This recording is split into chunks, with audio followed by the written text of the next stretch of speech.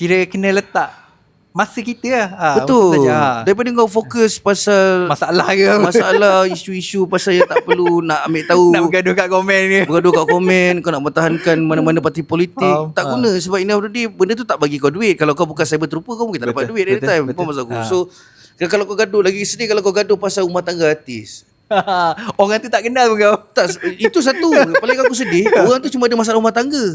Masalah duit insya-Allah okey.